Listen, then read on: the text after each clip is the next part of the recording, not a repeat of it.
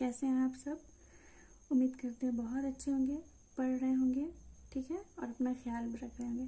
तो चलिए आज के इस स्टैटिस्टिक्स के चौथे लेक्चर में आपका बहुत बहुत फिर से स्वागत है। और आज हम लोग, मैंने लास्ट क्लास में बता रखा था कि मॉड हम लोग कंप्लीट कर चुके हैं, लेकिन आज भी मॉड का ही मैं एक पार्ट लेकर के आई हूँ, जो कि मैंने लास्ट क्लास में बताया था, जिसे बाई मॉडल और मल्टी मॉडल कहते हैं, ठीक है। तो इसको जिस मेथड के थ्रू हम लोग सॉल्व करते हैं उस मेथड का नाम है ग्रुपिंग मेथड, ठीक है। तो आखिर कैसे हमें पता चलता है कि किस क्वेश्चन को हम लोग को ग्रुपिंग मेथड से सॉल्व करना, वो बाई मॉडल है या मल्टी मॉडल है, ठीक है, इसे कैसे पहचान करेंगे। तो पहले डेफिनेशन देख लेते हैं। तो आइए डेफिनेशन देखते हैं। क्वेश्चन इसमें दो केसेस होता है, दोनों में से कोई एक होगा तो हमें ग्रुपिंग मेथड यूज़ करना होता है, ठीक है।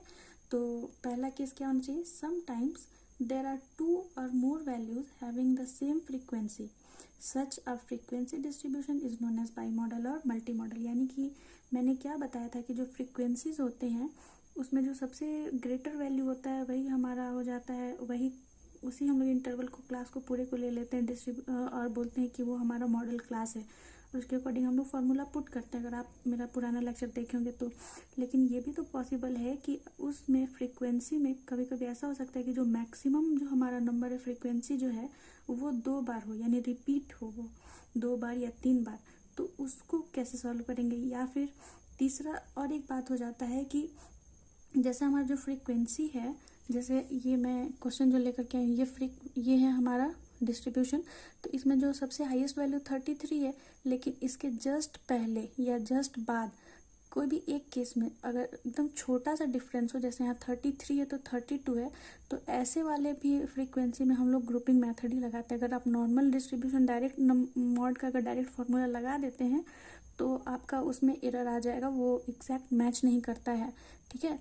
तो तब ये दो केस में हम लोग ग्रुपिंग मेथड को यूज़ करते हैं। तो चलिए हम लोग क्वेश्चन देखते हैं।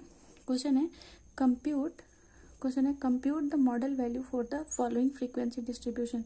इसके लिए हमें मॉडल वैल्यू निकालना है, और ये हमारा क्लास इंटरवल है और उसका फ्रीक्वेंसी गिवन है। तो देखिए इसका सबसे पहला होगा कि या तो जो हमारा फ्रीक्वेंसी है वो जो हाईएस्ट वैल्यू वो रिपीट कर जाए, या उसके जस्ट पहले या उसके जस्ट बाद, या फिर दोनों ही केस में एकदम छोटा सा बिल्कुल नज़दीक दोनों वैल्यू, जैसे 33 और 32 बहुत क्लोज है, तो ऐसे में हम लोग ग्रुपिंग मेथड यूज़ करते हैं। तो ग्रुपिंग मेथड कैसे यूज़ करते हैं इस लेक्चर में देखेंगे, तो आप इस लेक्चर के अंत तक बने रहें, ठीक है।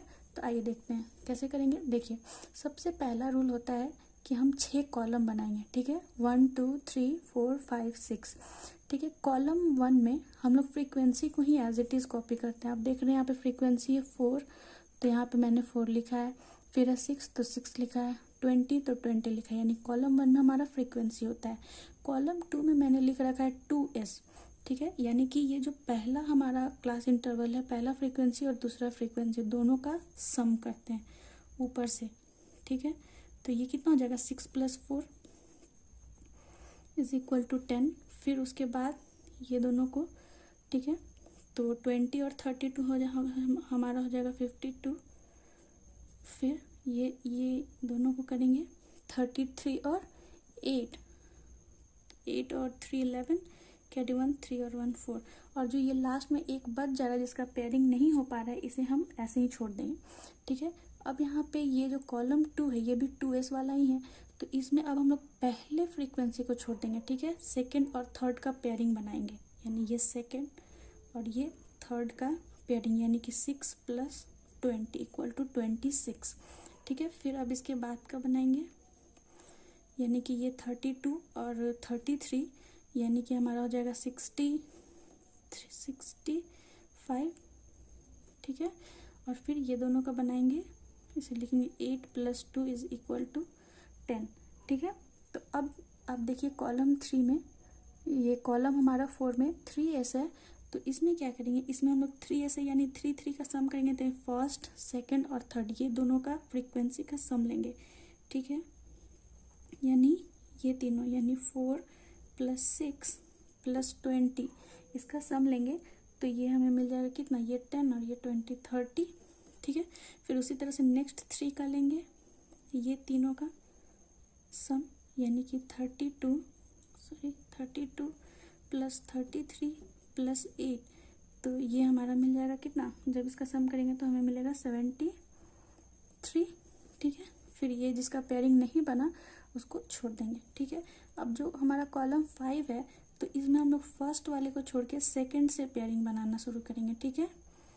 तो ये तीनों आप देख सकते हैं 6 प्लस 20 प्लस 32, तो ये हमारा मिल जाएगा कितना 58, ठीक है। फिर उसी तरह से ये 3 का बन चुका, तो अब ये 3 का बनाएंगे, लास्ट वाले 3 का, ये हो जाएगा हमारा 33 प्लस 8 प्लस 2, ये इज इक्वल टू हमारा हो जाएगा कितना 43, ठीक है। फिर अब ये जो कॉलम 6 है हमारा, जो 3 है इसका ही है, तो देखिए हम लोग अभी वाले में ये फर्स्ट को छोड़ दिए, इस वाले में क्या करेंगे सेकंड वाले को छोड़ देंगे, और ये सिर्फ 3 का इसका बनेगा हमारा कॉलम 6 में ये 3 जाएगा, ठीक है। तो ये हो जाएगा हमारा 20 प्लस 32 प्लस 33, तो ये हमारा इक्वल हो जाएगा किसके 85 के, ठीक है। तो यहाँ तक आपको समझ आ गया होगा उम्मीद है, अगर नहीं आया तो आप इसे पॉज करके फिर से रिपीट करके देखें। तो अब यहाँ पे हमें, अब इसके बाद सेकंड स्टेप है हमारा कि कॉलम 2 में कौन सा सबसे बड़ा वैल्यू है, जो बड़ा है उसको हम लोग सर्कल कर लेंगे। तो 52, 10, 52 और 41 में 52 बड़ा है। कॉलम 3 में कौन सबसे बड़ा है 65, कॉलम 4 में 73, कॉलम 5 में 58 और कॉलम 6 में ये अकेला बच जाएगा, ठीक है। तो अब इसके बाद जो हमारा सेकंड टेबल होता है वो होता है एनालिसिस टेबल, ठीक है, जो कि ऐसा होगा, देखिए एनालिसिस टेबल। तो इस एनालिसिस में हम कैसे एनालिसिस कर करके डालेंगे ये हमें देखना है। देखिए इससे सबसे पहले कॉलम लिख लेंगे, जो कि हमने 6 कॉलम इसमें बना रखा था, ठीक है, 1 2 3 4 5 6, तो वही यहाँ पे कॉलम में हम 6 लिख लेंगे, और बाकी ये हमारा क्लास इंटरवल्स है। अगर देखिए आपको क्लास इंटरवल्स नहीं रहेगा, डिस्क्रीट वैल्यू रहेगा, तो आप वो वैल्यूज़ लिखेंगे, ठीक है।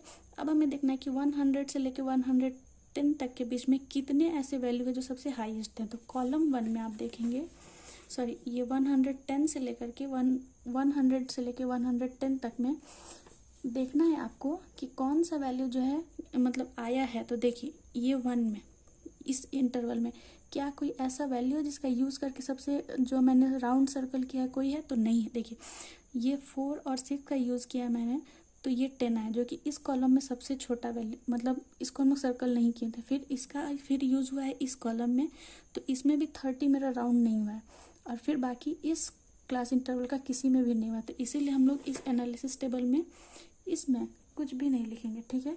तो कुछ भी जब नहीं लिखेंगे तो यहाँ पर हो जाएगा 0 वैल्यू, ठीक है, टोटल में।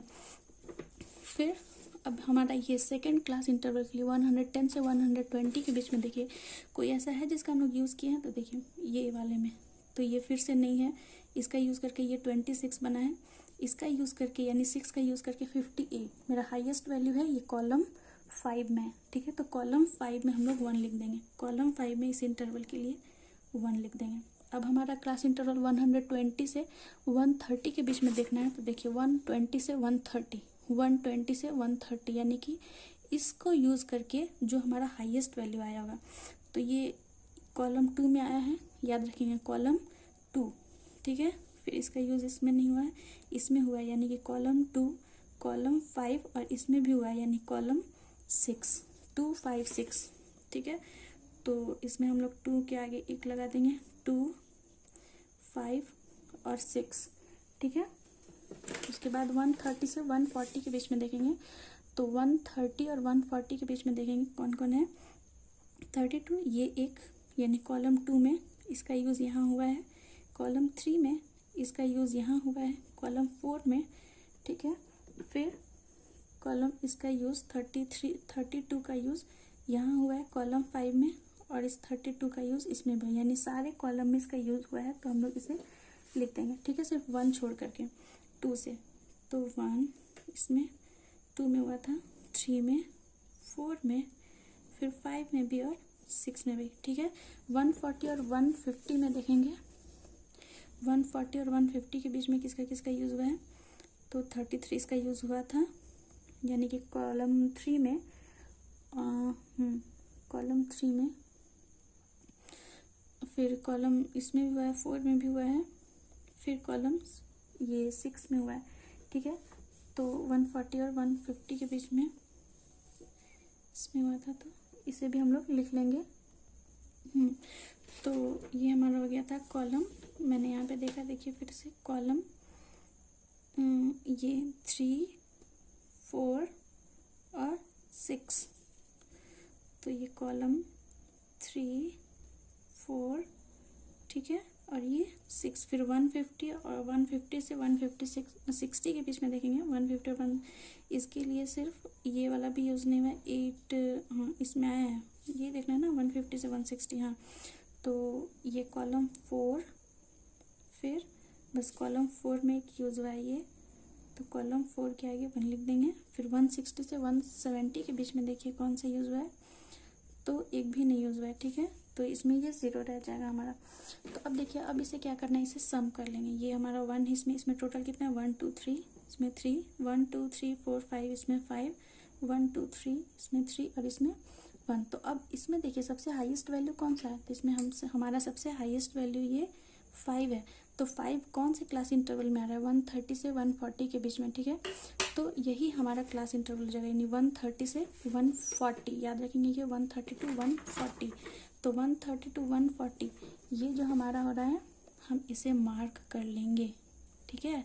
अब देख रहे हैं यहाँ जो हमारा अजम्पशन था पहले से कि जो 33 होता है सबसे हाईएस्ट, वो होता है हमारा मॉडल क्लास, लेकिन यहाँ 32 में आ रहा है ये हमारा। अब यहीं पे आप डिसाइड करिए, ये F0 मैंने पहले सिखा चुका था, F1 और ये F2 हो जाएगा, यहाँ लोअर लिमिट ये हो जाएगा। तो यहाँ पे हम लिख सकते हैं सिंस, हमें फॉर्मूला याद हो जाना चाहिए। यहाँ पे क्या होता है, मॉड इज इक्वल टू होता है ना L प्लस क्या होता है, बोलिए मेरे साथ, F1 minus F0 divided by 2F1 minus F0 minus F2 into H। तो यहाँ पे हमारा L क्या है, L आप देख सकते हैं 130 है, F1 F0 लिखते जाइए, F0 is equal to 20, F1 is equal to 32 and F2 sorry आपको नहीं दिख रहा ना, F2 इज इक्वल टू 33, ठीक है। H क्या हो जाएगा, upper limit minus lower limit, तो 10 का है तो यहाँ 10 हो जाएगा, ठीक है। अब हम सारी वैल्यूज़ को यहाँ पुट कर देंगे, तो therefore mod is equal to, यहाँ सारी वैल्यू को पुट कर देंगे तो हमारा हो जाएगा 130 plus F1 32 minus F0 20 divided by 2F1 यानी कि 2 इंटू 32 माइनस 20 माइनस 33 इंटू 10, ठीक है। अब जब हम इसे सॉल्व करेंगे तो हमें मिल जाएगा यहाँ पे क्या, ये हो जाएगा 130, ठीक है। आप इसे सॉल्व करते रहेंगे, आराम से आप अपना करते रहिएगा, प्लस ये हमें मिल जाएगा 12/11 इंटू 10। तो फिर जब हम इसे सॉल्व करेंगे तो ये 130 प्लस ये 10.9 हो जाएगा। अब जब हम इसे सॉल्व करेंगे तो ये 140.9 हो जाएगा, ठीक है। तो ये हमारा फाइनल आंसर हो जाएगा। तो ये आपको थोड़ा लेंदी लग रहा होगा प्रोसेस, पर ये इसमें एरर नहीं आता है। अगर आप पुराने मेथड से बनाएंगे ये मानते हुए कि 32 सबसे बड़ा है तो ऐसे ही बनेगा, तो नहीं, ग्रुपिंग मेथड आपको याद रखना है, ठीक है।